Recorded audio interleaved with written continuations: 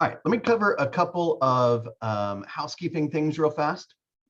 Today at 1 o'clock in my Zoom room, we're going to have kind of just we were attempting to do a launch mastermind with a catered meal and then followed by the growth mastermind, and everyone would come to the office and meet each other and learn a ton, and it didn't happen. So I'm guessing, I'm just going to go out on a limb and say, I think this is still a good idea. Perhaps it was just the wrong time, or maybe there wasn't enough notice. So unless you just completely disagree with me, we're probably going to put that back on the calendar at some point in the future, just to continue to get you guys in person together so you can continue to build the relationships with one another, and we can meet some generous vendors that would like to get into a relationship with us. So in the meantime, come today at 1 o'clock and in my room, my Zoom room, this one, and we'll cover whatever topics are vocalized. Okay, if you got a question, you got something you want to discuss, something that's unclear, come on in. We'll talk about it today from 1 to 1:30. Tomorrow, just to remind you guys, we have a very special announcement. So I would like everybody that can possibly attend tomorrow morning's huddle at 8:30 to please be here, even if you can't show your face. By the way, I see a lot of pictures today, and I want to express my gratitude for that. Tomorrow, we're going to have a big announcement. So stay tuned. We've wrapped it up. We're just making some colorful, pretty collateral for you. And we'll be making the big announcement tomorrow. So be ready. And then do not forget that, one other thing, I'm still finalizing this. There's a couple of one-on-ones that I need to move around, but I believe I was asked to teach so you guys know Robert teaches like a class for, or several classes for Georgia Legacy Group productivity coaching, and now Mignon, who's the PC coach in PC Corners, teaches a class on Tuesday at 4, which is essentially going to be transitioning into a consultation role play. So you'll get an opportunity to kind of see how that meeting actually goes. And by the way, there's no like one way to do it, right? You can adjust the presentations according to your style or what you think is working or what fits your personality or whatever. We're just giving you a kind of maybe best practices presentation and give you a couple of strategies and timings and phrases that you may say, especially at the beginning and setting up that meeting, so that you can start off the right foot. So that is 4 o'clock Tuesdays. So make sure that stays on your calendar. And I was asked to teach a class which I believe is now going to be 4 o'clock on Wednesdays. It'll start probably next week, depending on Mega Camp. I gotta figure that out. But ultimately, what it's going to be is a class on systems.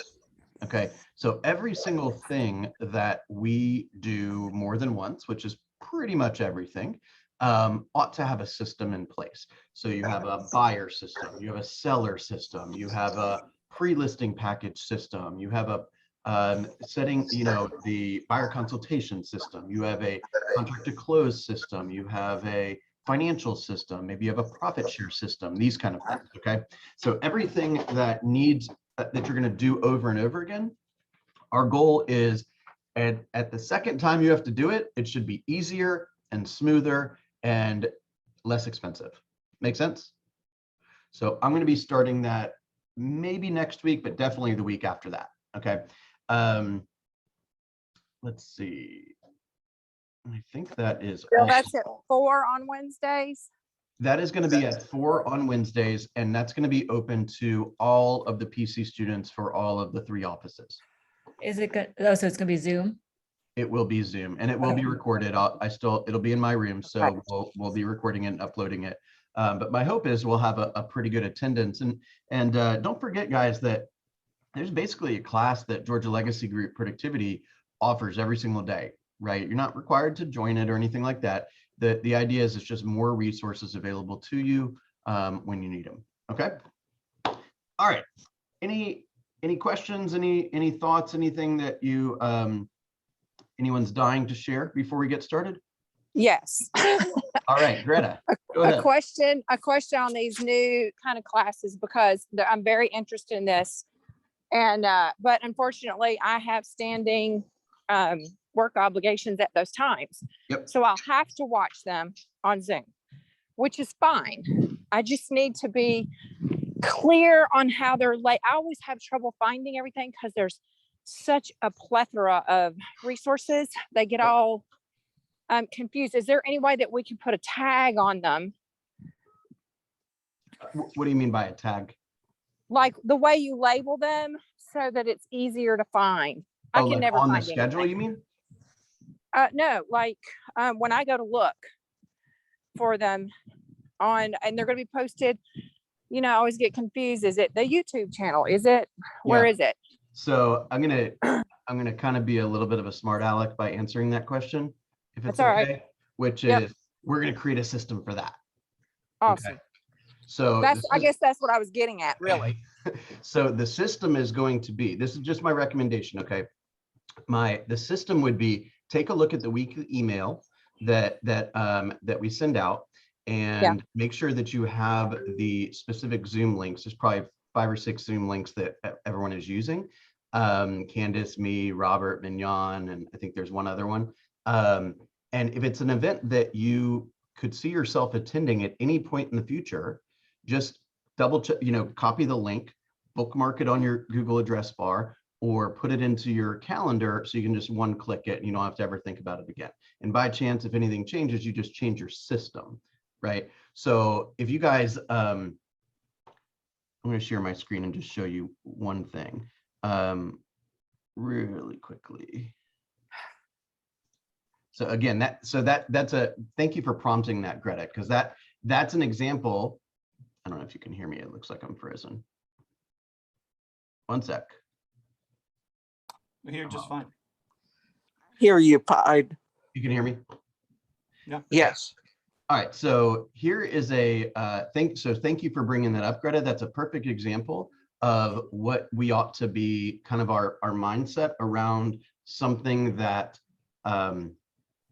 can be systematized and can reduce our stress and waste of time of, let me look this up and what room is that in, or any of that. We're just going to make it simple. So you got to ask yourself, is it more simple if I've bookmarked my links, or is it, my website pages or whatever that I go to most frequently, or is it more simple to put it in my invites, my Google invites or my Google Calendar? So can you guys see this real fast? You see that? So I've got a tab for my bookmarks up here that has Zoom, and it has the 6 or 7 Zooms that I probably spend the most time in. They're all labeled, and I just have to click it, right? Coaching. So these are 15 or something people that I've been working with outside of KW, right? So these are my notes on them, right? PC goals. Every single person that I've sat down with and had done the MREA discussion, and we know our numbers and all that, that's all right here, right? Imagine that I've got 80, 90 something MREA pages, and they're all slightly different, right? How in the world would I keep track of all that? I need a system, right? So they're all highlighted right here, right? MLS, I've got my couple Georgia MLS and FMLS. Bills, not to get too personal with you, but these are the bills that I'm paying each month, right? It's just it's a quick link to this mortgage page and that mortgage page and that credit card and that credit card. Super simple. My password's already saved. It takes me 2 seconds to pay a bill. You see what I'm saying? Google Drive. This is some of my most commonly used, I know you can't see me doing this, but my most commonly used Google Drive pages. So I can't tell you how important this is. Here's social media, a couple of social media sites that we maintain. Here's some sites. These are basically like probably the 50 websites that I go to the most often, right? So these are, and by the way, that's on Google Chrome. So if I sign into Google on another computer, it's all right there. You see what I'm saying? So every single thing, again, you should be saying to yourself, how can I systematize this? And how can I make it easy to find, right? And by the way, potentially easy for somebody else to find eventually. Make sense? Okay. Hey, Bill, what do I Google to figure out how to do that. What do you call those? Because I see them at the top, but I don't know how to manage them. So in Google Chrome, you should have like a, those 3 bars or whatever. Yeah. I think you can just double click on that and go to bookmarks. So if you have a website, let's say you want to look at CNN.com or something, right? I think you can right click on the link and it'll pull up a thing like, do you want to save a bookmark for this? And then you can create folders within that system as well. Yeah. Okay. Bill, Otherwise, like you see, I unshared, but some of it I just have some icons and some of it I have folders. So you can arrange it however you want, but this saves me an incredible amount of time. And I got to be honest with you, I'm not trying to sound arrogant here, but my time is important and y'all's time is important, right? We're worth a couple $100 an hour minimum, right? So if you spend 10 minutes looking around for a link that you could have made easier to find by some very simple free system, you're throwing money out the door. Make sense? Bill. Yes, ma'am. Yes, Bill. That's great. But maybe I didn't phrase my question correctly. I'm Oh. never going to be able to make those, but I want to watch them after the fact. And so when they're labeled, the recordings, Yeah. when you label the recordings, is there possibly a way that you put, the class that it is and the date and the title so that we can easily search? Like if I know I missed this week's, which I'm going to miss every one of them, but I want to watch them later, then I can just search by date what was shown that day, because I will know the days more than I will know the subject. Or, I guess I'm trying to find an easy way to search for the recordings later, because I'll have to watch them at night. There's Gotcha. no way I'm going to make them. Understood. Okay. Do you see this, you guys see this screen? So with the exception of what happened yesterday, my assistant comes in here every single day after I upload the video, and she creates an image that looks like, oh, it's not clicking, but like, for example, this one. Okay, VA loans with Kathy Vitale morning huddle, 8/11/2021. There's the YouTube link right there, right? So it looks like this when you're logging onto the YouTube page, but we've got 600 something videos that are all labeled exactly this way. So for example, if you wanted to type in checklist, let's say, okay, seller process and checklist, that was from a morning huddle on April 22nd, right?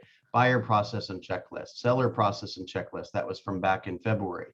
Buyer process and checklist, that was also back in February. Seller process and checklist, that was October of last year, right? So if you're saying to yourself, I don't know what to do after this happens, this would be a great way to do it. You click the YouTube page, which obviously should be a bookmark, and then you can search specifically for that YouTube page these types of topics. So for example, let's say you wanted to do contracts. Okay. So contract But the mastermind. date's on every one, right? Yes, ma'am. Exactly. Okay. So if I didn't know what it was you all talked about yesterday, but if I know yesterday's date, I can just type in yesterday's date up there in the search. Exactly. I assume so. Let me check. That's what I'm hoping for. Yep. Beauty. Perfect. There you go. Love it. Okay. If by chance, like, I'm human, I might have missed one of the dates or something, but if you identify something, like right here, it looks like Smart Loans was uploaded 2 times. So like there may be a couple of things that aren't perfect. If you identify something that needs some attention, let me know. See, I'm just going to click it and delete it forever because that was duplicated. Okay. We'll just email it to you. Wait, say it again. If we see something like a duplicate or something's missing, we'll just email you a note. Yeah, or just take a picture of it and say, or WhatsApp a picture of it and say, hey, I think this is a mistake. Hey, I think you left off a date Perfect. here or whatever. And I've got records of essentially every topic that we've covered since we started because of the week at a glances that we've been saving for 1.5 years. So if need be, I can go back and figure out what day it was. Okay. And then I have a question. So where would we find the GLG recordings? Yeah, so that's something there's There's a couple that have been recorded, I'm sure. I have not, I'm not maintaining that. And I'm sure there much more than not has not been recorded. I will have a conversation with Robert and Mignon and some of the other leaders, and particularly in Alpharetta, that are leading classes, and see if we can kind of put all that together in one place that you guys can access. So if by chance there is a video or a day or a topic that you know was covered and you can't find here, just let me know and I'll either walk you through it or attempt to find a video, or that'll be a content of another day and we can cover that and record it in here. So for instance, Robert's class that he taught yesterday, which was excellent, by the way, I don't know if it was recorded or not, but that would be a good class for everyone to watch, I think. It said it was, Pardon? he had the record button on, so it was recorded. All right, cool. So I was in that too. perfect. So But where's it posted is the thing. Where is yeah, it to be found? that's what I got to talk to him about, because I don't believe either office has a training library like this. Okay. Okay. All right. I'm glad we covered that, because I assume there was at least one person in the room that didn't know this existed or didn't know how to sort it or any of that kind of thing. And by the way, I can see that there's not a ton of video watching here, right? Here's one on creating your client avatar. Got one view, right? So this is great content. You want to buy our class, you can have it on demand. Okay. All right, let's talk about weeks 5 and 6 for a second. For those that came in a little behind, excuse me, please do not forget that tomorrow at 8:30, we have a special announcement. I want every single person to hear it. It's all good news. I promise we're going to offer you some more stuff. And tomorrow we're going to go over the details. Okay. So contracts, that is the theme of week number 5, contracts. Okay. So back in week number 1, we joined a board and we got our NERDS number and we used that to connect DocuSign within Command. Okay. So by that time, and I'm not suggesting you have to wait 4 weeks or 5 weeks to start looking at contracts. I'm just trying to chunk it down a little bit for you. Okay.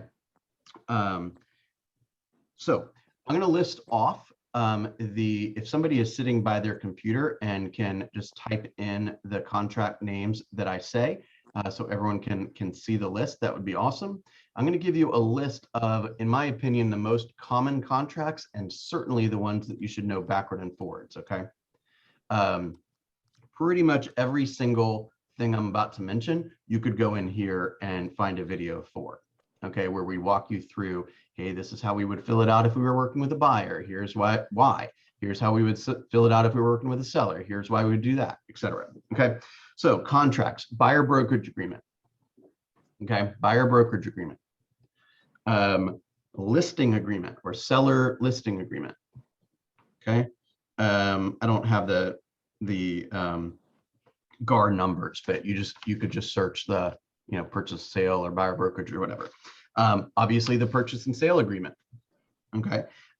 Next is what I would call the kind of the financing group of documents. Okay. So that would include all of the most common loans. Okay. The most common loan contingency exhibits are the conventional loan exhibit, the FHA loan exhibit, and the VA loan exhibit. Okay. You should also be familiar with the amendments. So the amendments that are most commonly used in the sales process are the agreement or amendment to agreement, which is just a very blanket form that you would basically put any type of, seller now agrees to buy a home warranty or something like that, right? Seller agrees to change the price to $250 from $255, whatever it may be.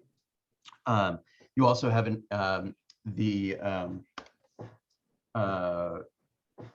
amendment to address concerns with the property, that when you have a due diligence period, that is the document the buyer's agent will create, which will specify the request from the buyer to the seller during the listing agreement, or I'm sorry, during the due diligence period. Okay, that would be things like, hey, the temperature differential in the HVAC system was not in the appropriate range, and the buyer requests that a licensed and bonded and insured HVAC contractor comes and services the system, cleans the system, and makes any repair necessary to correct that temperature differential. Okay, something like that. So that would be the document that you use for that, the amendment to address concerns. You want to understand the counteroffer form. Okay, how to use the counteroffer form, how to fill it out, right? So remember, the counteroffer form is, let's say Ryan, you submit an offer to me, and I'm the listing agent. Okay, and there's only two things that I have issue with in your offer. Okay, so I have an issue with your sales price, and I have an issue, let's say, with your closing date.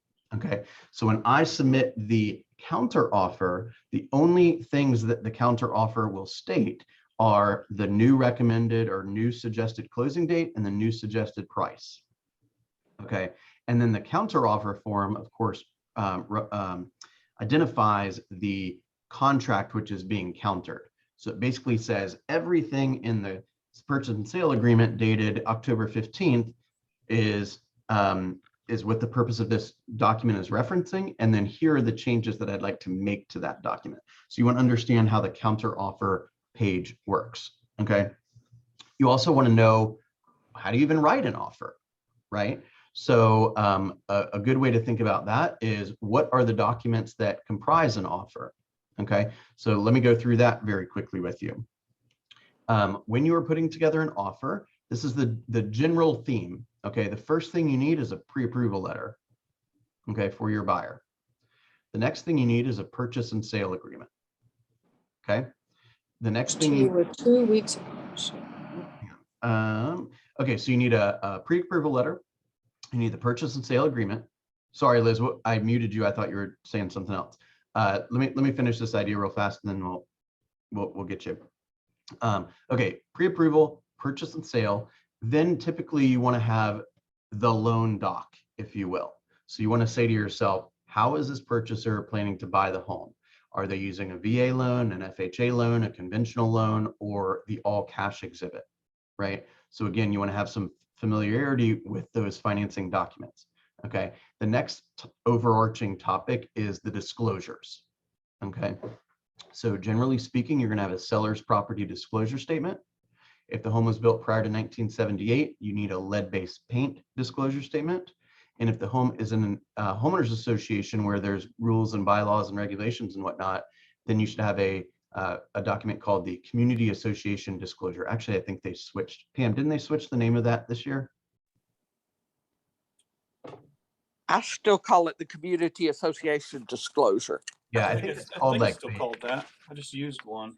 Okay, it might be called like the explanation of homeowners fees or something like that. But it's essentially the document that the seller provides to the purchaser that says, you know, here's what the dues are, here's what they cover, here's you know, answering a handful of questions about the homeowners association, here's the point person, you know, here's the manager or whatever if you have any questions or problems.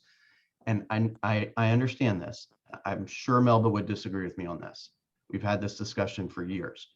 I believe it is your job as the agent on either side of the deal to confirm everything you're being told.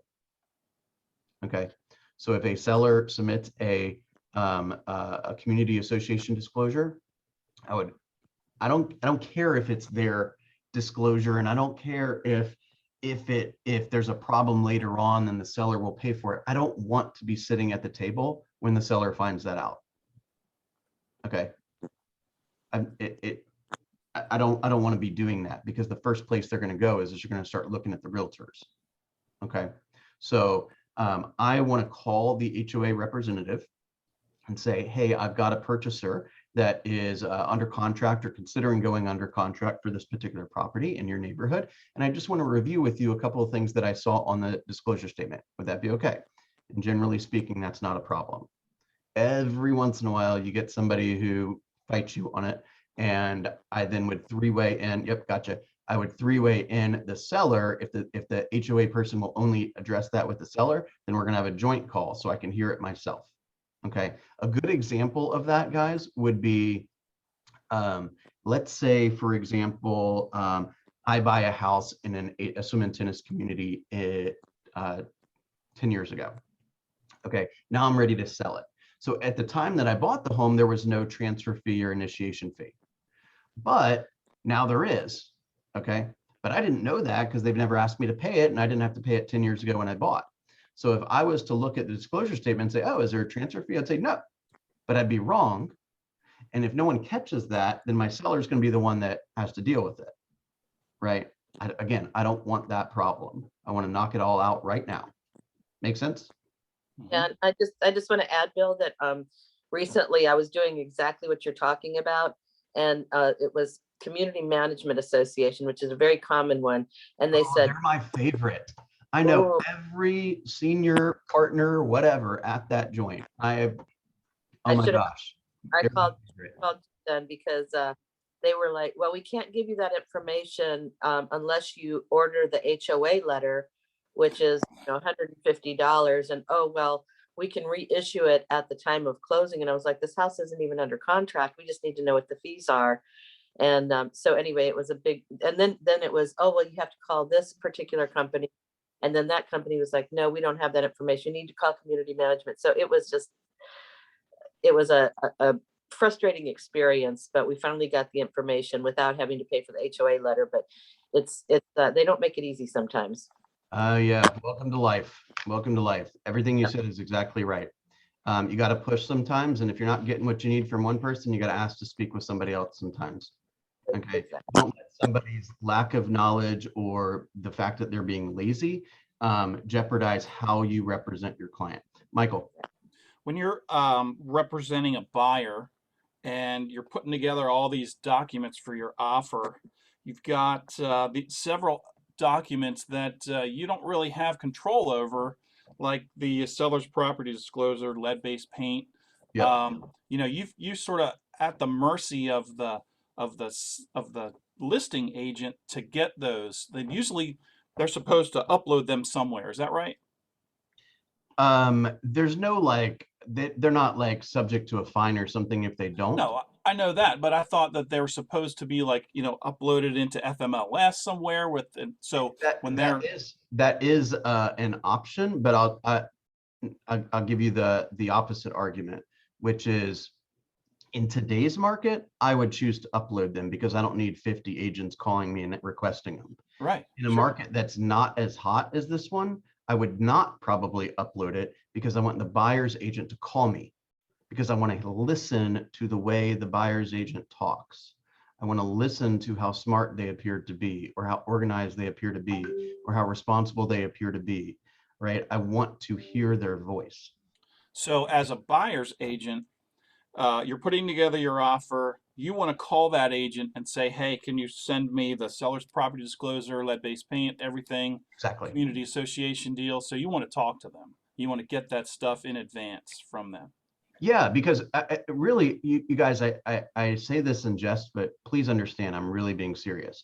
This business is like 1% about real estate and 99% about psychology. Okay. If I'm the listing agent, I want to hear the buyer's agent speak.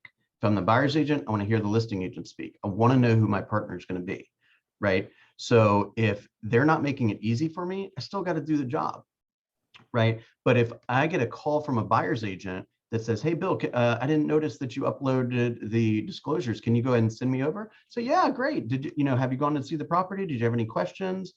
Tell me what's important about your client. And they'll start telling you a bunch of stuff you shouldn't know. You see what I'm saying? Yeah. Same thing goes on the buyer side. If I call and I say, hey, Michael, I noticed you're the listing agent on 123 Hill Street. My client just got done seeing it. We love the home. We're probably going to go put together an offer. Would you mind sharing the document, the disclosures with me? And she said, oh, yeah. What's your email? I'll text it to you. Okay, great. So while I got you on the phone, what's the most important thing that you and your seller will be reviewing the first thing you see when you get the offer? Oh, the first thing we see is going to be closing date because blah, blah, blah, blah. Great. Now I know what the closing date should be. You see what I'm saying? Right. So much is deduced from the conversation. I know we seem to be as a society going in the opposite direction, right? Text, blah, blah, blah, blah, blah, try to make it as little personalization as possible. That's where the gold is, guys. Don't be lazy. Okay, Liz, I think I forgot to come back to you. No, it's okay. I really didn't have anything, but I do have a suggestion. As a buyer's agent, if you cannot get those information, if you've got a poor listing agent, just put it in the exhibits and that'll cover you as I'll put far it, as including it in the contract. Yeah. And then you can get it later and get signatures on it or initials on it later, but at least it's in the contract and covers you there. Great point. So let me make sure everyone understands what she's saying. So the second to last page on the purchase and sale agreement has the list of those boxes of all the different amendments, or not amendments, but exhibits that are included in the contract. So for example, if we play with the scenario Liz just mentioned, where we have not, let's say, received the disclosure statements or something, then we would still check that the disclosure statement is part of the contract, and label it. The lead-based paint is part of the contract. And let's say the HOA disclosure is part of the contract. And then in the stipulation, you would say, seller agrees to provide the following disclosure statements within 2 days of binding agreement date or something like that. Okay, the issue with that, just so you know, or the potential issue with that is you may not know the condition of some really important things, right? You may not know how old are the systems, if that might have an impact on your the number of dollars you might be willing to pay, right? If you don't know if there's a transfer fee for the HOA, if you don't know that there's, a rental cap or something like that, and that would, cause you to not be interested in the property. So sometimes you can waste a little time if you don't have that information. But if you don't like, then of course you have the ability to leave the contract if you're binding at that time because of due diligence. Now, Exactly. if you don't have due diligence because you've agreed to remove that, or you've agreed to do, what do you call it, right to request repairs, and then you see something in the disclosure which came to you late, that could be ugly. Okay, so it's super important to get it as fast as you can. Or you may add something else into the stipulations that says, buyer has the ability to leave the contract within 1 day of the receipt of the disclosure statements, something of that nature, right? So that you don't get a disclosure statement, find out all the systems are on their last leg and the property is flooded 4 times and you can't do anything about it. Okay. Hey, Bill, I have a question. Yeah. Has anybody, do anyone know how to make it when someone do a showing that the disclosures automatically email? I tried it on my last listing and it didn't work out too well. To be honest, I don't know. Is anybody familiar with this? I can't imagine that not being possible. I don't know the way to. I've seen it before. Like I've booked several appointments, and whenever it's confirmed, you get an email back that says, "Here's the disclosures." It's like an automatic email that's sent out to anybody that book an appointment. I would call that agent and say, I just admire the way you do business. I think that's the coolest thing ever. Would you be in? I don't remember now. I just didn't know if anybody's ever did it on a call. I don't remember the agent. You could probably call Super too. Right. Showing. Now that potentially that goes against what I just said though, which is I don't necessarily need every person, the 100 people that saw the home, to know every detail of this property, right? Well, only be the agent. Me personally, with me working, I don't technically have time to answer everybody's phone call about disclosures. So I personally would upload the disclosures, and I have a listing going live on Friday. So I wanted to take advantage, but I'll call Super. Yeah, again, there's some of the things that I coach on, I might have coached totally different in a different market, right? So that's so important to really become a master of the moment, right? The master of the current marketplace. When it is the way it is, does that change the way I speak to buyers? Does that change the way I speak to sellers? Does that change the way I present or set expectations or do paperwork or whatever, right? Okay, the next document. Wait, can I ask you a real quick question related to that? So if they do upload them into FMLS, where would that be? Like, is that just under all those little icons that are there? I mean, I would hate to call the agent. They're like, they're already there, you idiot. Yeah, hang on, I'll show you. I find reminded that sometimes it's easier to post it in Georgia MLS than FMLS, so the forms will be in Georgia MLS, but not FMLS. So I'll check both databases before I call. All right, I'll show you where it's at real fast. Hang on, for some reason this is taking forever. Any other thoughts or questions while I'm pulling this up? Candace, did I miss anything? Two other exhibits that I would add. One would be the legal, I would get a legal description from the attorney, because it has been done that an agent is dyslexic and transposes numbers of the address. And if all human interactions, adding the legal exhibit just ensures that it's the right house being sold. The other one that I would add is that I use special stip 330, which is the termite exhibit. It's a special stip for termites, saying that the seller will have a licensed inspector inspect the home prior to a certain date, and that if there is damage, that they will repair it before closing, and also provide a report. And I will check that as an exhibit, the termite letter as an exhibit, and purchase and sale. Right. It's also like really important to specify that you use a licensed and professional person, and that you request a receipt after repair, and how long before closing the repair should be done. Say the very first part of your question one more time real fast. No, I was just saying it's important that you request that whatever services or repairs or replacements be done by a licensed professional, and that they provide a receipt, and that, the repairs are done by a certain number of days prior to closing. That's exactly right, Kira. So my preference is to maybe have the repairs done maybe 5 days before closing. That way I can review the receipts, I can call the vendor and if necessary and ask any details.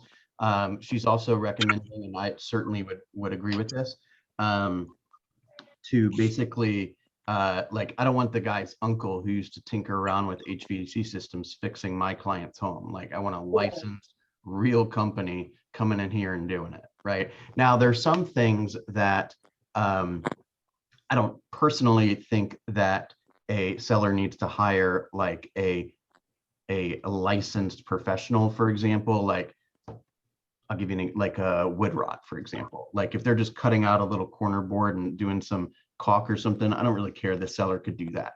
Or if they're clearing out like the dryer vents or something, the seller could do that. That's just my opinion. But certainly anything that's systems related, right? Roofing system, HVAC system, plumbing system, electrical system, definitely should be done by a professional. And Yeah. Okay, so real fast, if you look at this listing, for example, it's one of these icons. This person, this agent Mark, has not uploaded documents here, but it's one of these little icons right below the picture. Okay, and just to remind you, you can always look at this little icon, that little clock that says listing history, so you can see exactly what the listing history was, right? How long has it been on the market? What another way of saying that is, how long has the marketplace rejected this property? Right.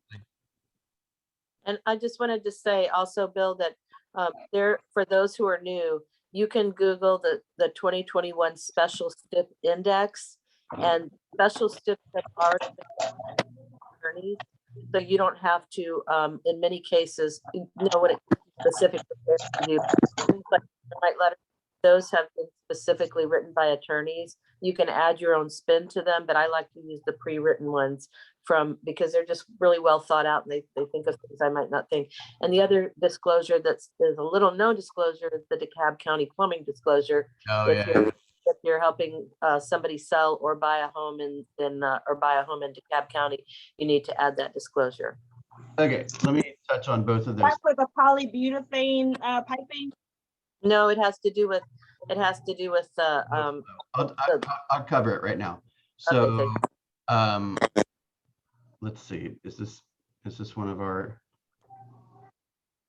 oh, I don't know what, this must be random, but thank you, Ebony, for sharing that note. This is an example of a listing that has the documents. See the link right here, or the icon right there? Documents. So if I click on that, see there's the seller's property disclosure form, SPD. Okay, so let's cover both of those things. Number one is I do recommend not pretending like you're a real estate agent and see if there is a attorney written version of what you're trying to say, right? Like with termites, for example, so that you can look in the special stipulations. There's also a special stipulations kind of big sheet, if you will, where I put together just a bunch of the most commonly used stipulations, and that's in the Google Drive. So that's things like, buyer can look at the HOA documents, and the thing about termites, and the thing about a home warranty, or the thing about, whatever it may be. Okay, so the low flow, or so that is, that's the first one we talked about. The second one is in unincorporated Dekalb County, meaning not part of a Dekalb County that is a city, right? Unincorporated Dekalb County, if your buyer is buying a home for that, they need to have a low flow water certificate. So basically, they can either have a plumber come out and test the faucets and all that to confirm that it is low flow. They do that by timing it or looking at it. Or generally the home inspector can do that for you as well. And they fill out a little form, and you take that to the DeKalb County Watershed Department. And that is what they require in order to turn on the water for your new buyer. It's just an unincorporated DeKalb County though, okay? So is that Atlanta County of DeKalb, or is that City of Decatur, but separate from? So it would definitely not be, it would not be the city of anything. So it would not be the city of Atlanta, it would not be the city of Decatur. So unincorporated meaning it's not a city. Okay, so what would be an example of unincorporated DeKalb County? Like I live in unincorporated DeKalb County. So I live in like Druid Hills, Toco Hills area over near Emory. Right. Okay, so that is not part of a city within DeKalb County. So I needed to have a low flow certificate, which my home inspector did for me prior to getting the county to turn on my water. got you. Okay. And if you have questions, of course, then you can just Google it, right? You can say City of Decatur, and you can see where the boundaries are. City of Dunwoody, and you can see where the boundaries are to see if your particular subject home is where it's at with respect to the boundaries. Make sense? Right. Thank you very much for bringing that up though. Okay, so let's summarize. Pre-qualification letter or pre-approval letter, the purchase and sale document, any disclosure statements, okay, and then your financing document. Okay. Oh, the other one that Candace mentioned is the legal description. The legal description is typically you either write it, page number this, book number that, or you include it as an exhibit, right? If you don't have a copy of that, I generally just texted my attorney and they'd send it to me in 2 seconds, or call the, we were chatting about this on the chat the other day. Attorneys at cblaw.com or Kern's email, I think, can do it. Hey, I'm looking for the legal description for 306 Bonds Drive. And the fastest way, again, for whoever's doing it for you to do it is give them the name or the full address, the county that it's in, and the last name of the seller. If they have those things, or the last name of the owner. If you have those things, then it should be super simple for them to do and free. It's technically not free, but all these vendors will do it for you for free. Okay.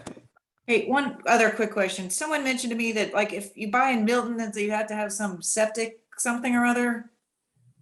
Does anything about that? I didn't know what they were talking about. They're like, there's a septic disclosure or a. I'm not familiar with that. Okay, I was confused, but they seem to think that if in some places like Milton was a prime area that you had to have a septic disclosure. I'm going to look into that. They weren't a realtor. They just thought they'd heard that. So I don't know. Candace, have you heard that? No, I've never seen that. Yeah.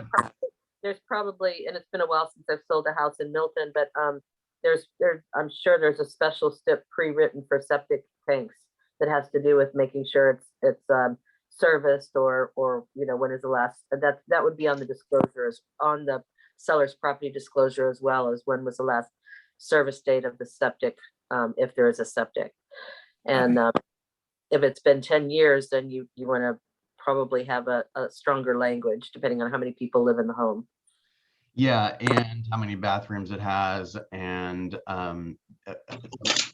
But also remember, if somebody's gonna like service the septic tank, they gotta find it, and oftentimes the seller doesn't even know where it is, which is kind of a good sign because they haven't had any problems, I suppose, right? But you may also want to get permission for them to dig the ground, right? A seller grants permission of the buyer to, locate and service the septic system if necessary, something of that nature, right?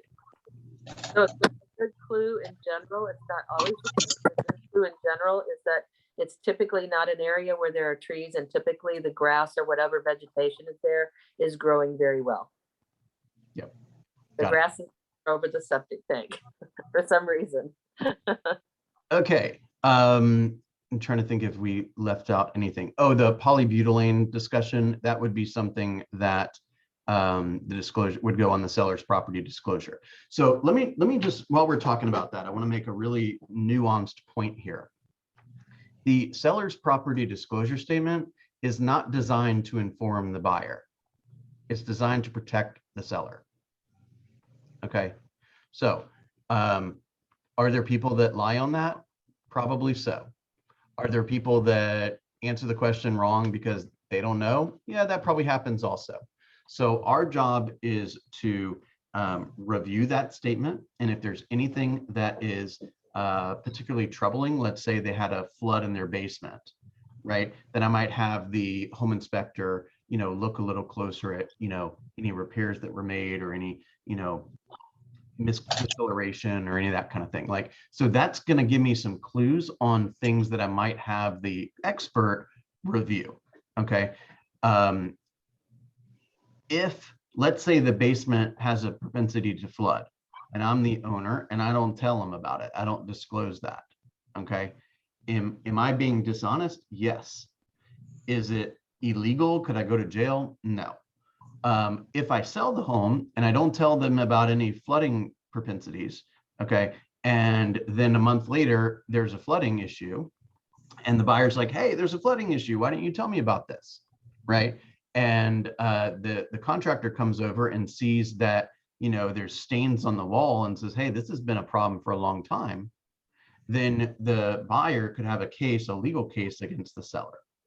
Okay, so again, it's designed to protect the seller, not necessarily to inform the buyer.